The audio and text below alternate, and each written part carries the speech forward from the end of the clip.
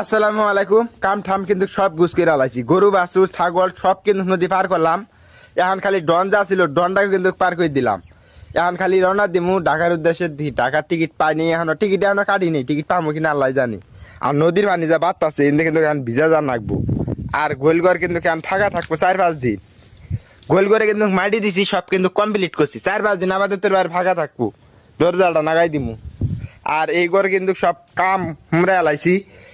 আর এই যে আমার ব্যাগ কিন্তু এখন রেডি করছি, আর ব্যাগ নিয়ে রওনা দিমু। আর ইনু কিন্তু গ্যাসের চুলা আসলে ইনু কিন্তু পাক শাক করছি, কলসি আছে, এই যে ভাত আছে, ভাত আন দিছি দুপুরে ভাত, এই যে আলু ভর্তা। আর এই ভাত খাই রওনা দিমু, আলু ভর্তা আর ভাত খামু, আর কিছু নাই, সব কমপ্লিট। আর এই ব্যাটারি কিন্তু কই বাড়ি ঠুম। ভালো আছেন ভাই? আলহামদুলিল্লাহ। তোরে খুঁজে পাওয়া যায় না। টিকিট আছে আজকে আজকে না কালকে? আজকে তো টিকিট নাই। না, আজকে টিকিট নেই। তাহলে কালকে কোন সামনে সিট দেবো একবারে? দেখা লাগবে তো অনলাইনে টিকিট। দেখেন স্যার সামনে সিট হয় নাকি।